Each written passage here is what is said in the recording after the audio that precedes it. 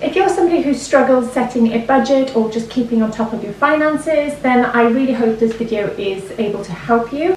Hey guys, welcome back. Today's video I'm going to be showing you how I'm going to be managing my money in 2022. This is the first time I'm going to be doing it this way, so it's a work in progress and no doubt I'll be changing things along the way, but I really hope that this does help you just get a few ideas on how to budget your money.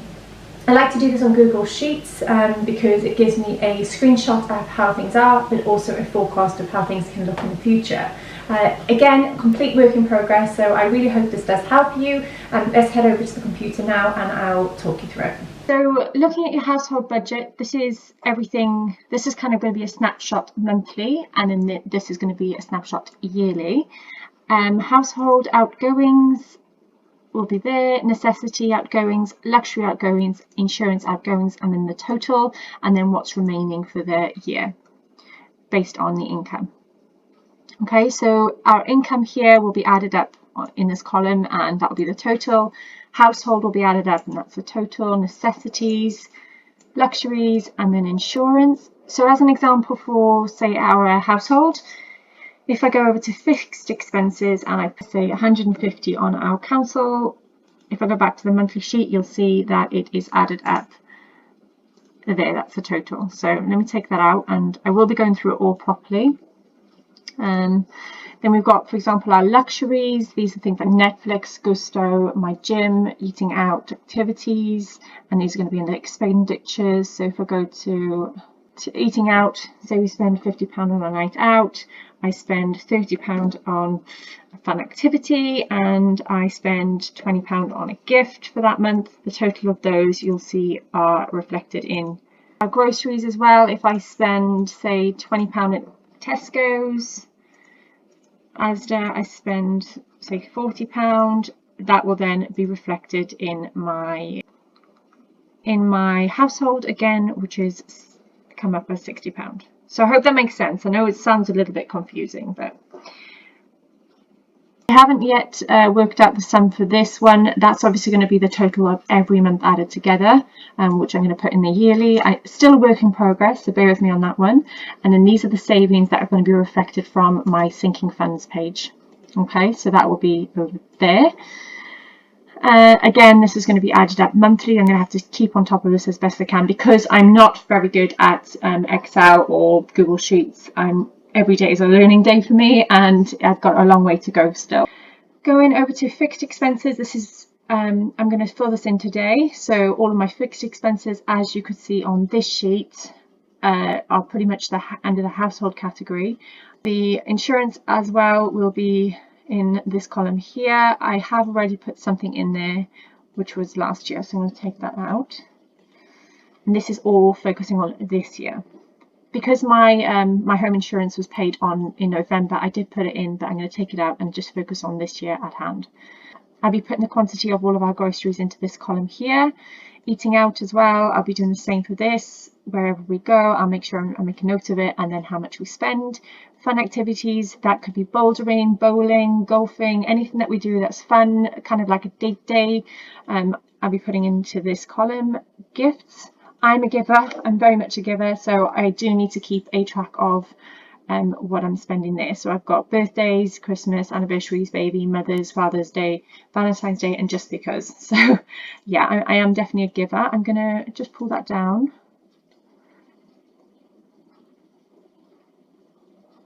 There, okay. Holidays, these are going to be rare, a few and far between this year. Obviously we are trying for a baby, so hopefully that's our priority this year, but anything that we do put, say, deposits on a holiday. I know I really want to go to Krakow this year. This was in my goals if you did watch that video. I'd love to go to Krakow and see Auschwitz this year, so any payments and stuff towards that will go in here, and any holiday spending money, everything I do for holidays will go into this category. And all the spending for the rabbits, we buy cat litter, hay, food, and any accessories or treats we buy him, I'll be sticking into this category. The reason I wanted to do it separately from the grocery budget is because I'd like to keep track of how much we spend, because we are looking at getting another rabbit, so I'll need to budget that and bring that into our monthly budget. Miscellaneous, what I've noticed is without having a miscellaneous category, that's where I lose track. It's nice to have that kind of catch-all for anything else that I haven't got an actual dedicated file for. So yeah, so anything else that maybe I need to buy bubbles and I don't really know where that fits, so I just put it under miscellaneous, and that at the end of it, if I do find it a bit overwhelming of by the end of it I've spent a lot of money in the miscellaneous category, maybe I'll make a new category based on whatever I'm spending that money on. And total debt, this is another one I need to keep on top of. So I've got the mortgage. I'm going to be putting in all of our mortgage payments, where we're at the moment, how much we paid each month and the month's end, and my car. So obviously I bought my car this year on, I didn't go for finance. My parents-in-law were very kindly offered to pay for my car for me, and I'm paying them back on a monthly basis or whenever I get £1,000. So this is my plan for that. I want to make sure I'm paid that off by the end of the year. Credit card, I don't have any debt on my credit card at the moment, but if I do add to it, then I'd be paying it off here. And then my laptop as well. I did buy my laptop on finance, 0% interest finance, and I want to again pay that off by the end of this year. So that's the plan for that. And then down here I've just got the year-end total. The other thing I wanted to show you was, okay, so my dog walking company, I've got the income and the expenses, so how much I earn every month. This was back last year and I'm going into this year. Obviously I need to do personal tax on it, so that's where I'll be monitoring how much I'm earning from my dog walking company and how much I am spending. So my insurance is the only thing I bought this year. Things like poo bags, they cost £1, so I haven't really been too worried about putting them in, but yeah, I'm going to make sure I keep a better track of that. And then finally, one thing I'll be going into in a different video is my sinking funds. So I use Starling Bank to track all my sinking funds. I will be doing a more in-depth video on this very soon to explain how I'm saving for all the little things. So what I'm going to do now is input all of the things that I can, any bills that have already gone out this month and any predictions for the rest of the year. And yeah, I'll show you how to do that now. Change, and I know I'm leaving, trying to find out what I want, but it slipped away. You don't know how much I thought of you. It will never change, no matter what you do.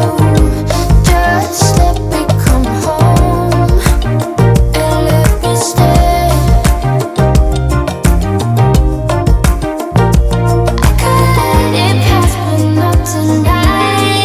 My phone, the bill's gone out as £27.33. Ryan's phone, I haven't taken it from him yet. He's in work today, so I'll get that when he gets home.